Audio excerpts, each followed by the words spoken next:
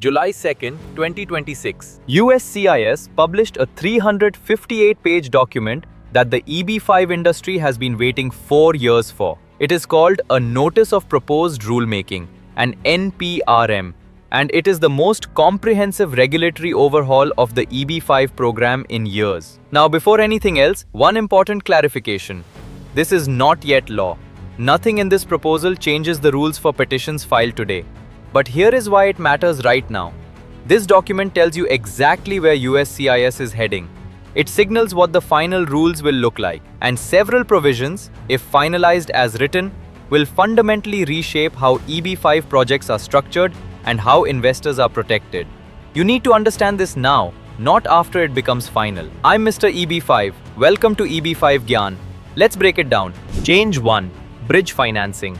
The most disruptive proposal. This is the change generating the most concern in the industry, and for good reason. Bridge financing has been widely used in EB-5 project structuring. Here is how it works. A developer needs to start construction before EB-5 funds are raised, so they take short-term bridge financing, a temporary loan, to get the project moving. When EB-5 capital comes in, it repays that bridge loan, and the jobs created during the bridge period have been counted towards the EB-5 job requirement. USCIS now proposes to eliminate that. Under the proposed rule, jobs created through bridge financing that is later repaid by EB-5 capital will no longer count towards the 10-job requirement. This is significant. Many existing and planned EB-5 projects rely on bridge financing structures. If this rule is finalized, those projects will need to revisit their job creation methodology and demonstrate the required jobs through other means. What does this mean for you as an investor? Ask your RC directly. Does our project use bridge financing?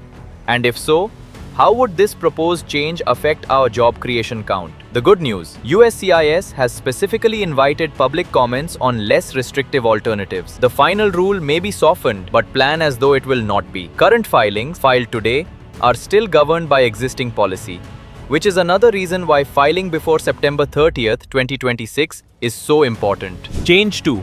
Promoter registration. For the first time, anyone who markets or promotes EB-5 investments must formally register with USCIS before they can engage investors, migration agents, brokers, third-party marketing representatives, all of them. Under the proposed rule, promoters must file Form I-956K with USCIS, disclose their compensation arrangements, maintain written agreements with investors, follow strict anti-fraud requirements, and accurately describe EB-5 benefits and risks in all marketing materials. Statements about visa timing, immigration outcomes, and investment returns must include meaningful cautionary disclosures. Promoters who fail to comply face suspension or permanent debarment. Regional centers must also terminate any relationship with a barred promoter. Why does this matter to you? Because historically, some of the worst outcomes for EB-5 investors started with misleading representations by unregistered, unaccountable promoters. This change, if finalized, creates real accountability at the point where most investors first encounter EB-5. That is a meaningful investor protection. Change 3. Good faith investor protections. This is one of the most important investor-facing provisions in the entire proposal. Under the proposed rule, if your regional center is terminated or your NCE is debarred and you acted in good faith, you will not automatically lose your case. You receive a 180-day window to take corrective action. In practice, that means time to find another approved regional center and reassociate your petition. Critically, your original priority date survives. You do not lose your place in line. You do not start over. And if you have already completed the 2-year sustainment period, and the 10 jobs have been created, you do not need to do anything. Your eligibility remains intact even if the RC later faces sanctions. This codifies protections that have existed in the 2022 law and makes them binding in regulation. For investors, this is a genuine safety net. It does not eliminate the risk of investing with a troubled RC, but it significantly reduces the catastrophic downside of having your case derailed through no fault of your own. Change 4. New $1.4 million investment tier. This one will raise eyebrows. The proposed rule introduces a third investment tier, $1,400,000, for projects located in high employment areas. These are regions within metropolitan areas where unemployment is significantly below the national average. Currently, the investment minimum structure is simple. $800,000 for TEA projects, $1,050,000 for standard non-TEA projects. Under the proposal, a new category is added at $1,400,000 for high employment, high growth areas. This is not yet final, and it is expected to generate significant industry pushback during the comment period. But if finalized, investors evaluating projects in high employment metro areas need to understand which tier their project falls into. The difference between $800,000 and $1,400,000 is not a rounding error. Change 5. Stricter RC compliance and penalties. The proposed rule substantially expands compliance obligations for regional centers. USCIS is proposing formal audits, mandatory record-keeping standards, annual reporting requirements, and site visits to verify compliance. And the penalties are real. Serious violations could result in fines of up to 10% of the total capital invested in affected enterprises.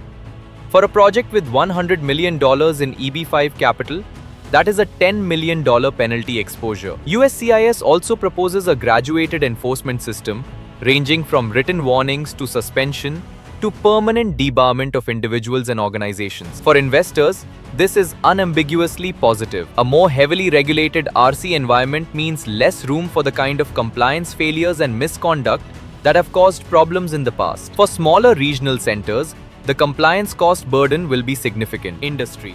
Experts estimate roughly $47,000 per year per center in direct compliance costs, with real-world costs likely higher. Expect consolidation.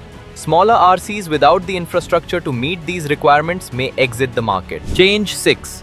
Material change and redeployment. Two more provisions worth noting.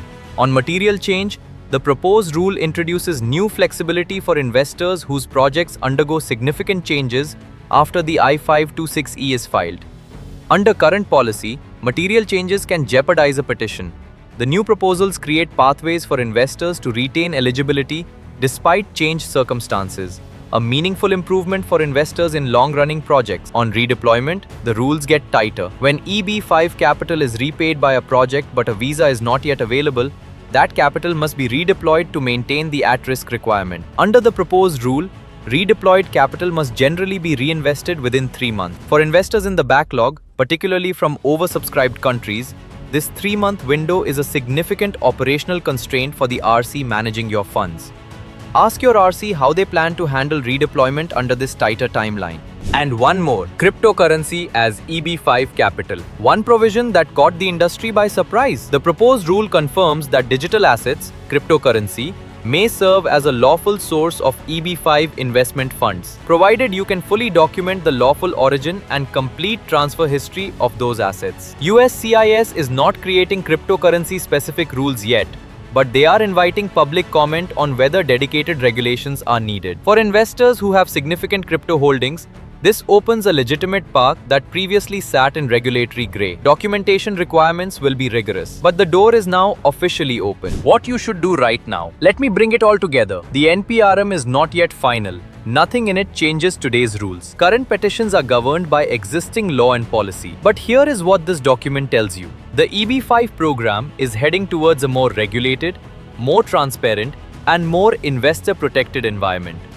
That is good for serious investors working with credible regional centers. It is challenging for projects that have relied on bridge financing structures or loose compliance practices. 3 things you should do right now. 1. If you're evaluating a project, ask your RC how this proposed rule affects their job creation methodology. Specifically, do they rely on bridge financing? 2. If you are an industry participant or a serious investor, submit public comments before August 31st, 2026. The docket number is USCIS-2026-0100 at regulations.gov. Your voice can shape the final rule. 3. If you have been waiting to file, do not wait for this rule to be finalized. File before September 30th, 2026. Current rules are more favorable, and grandfathering protects you from whatever the final rule looks like. Drop your questions in the comments. I read every single one. That's EB-5 Gyan. Simply clear every time. I'm Mr. EB-5. Know the rules before they change. Make the right move. See you in the next one.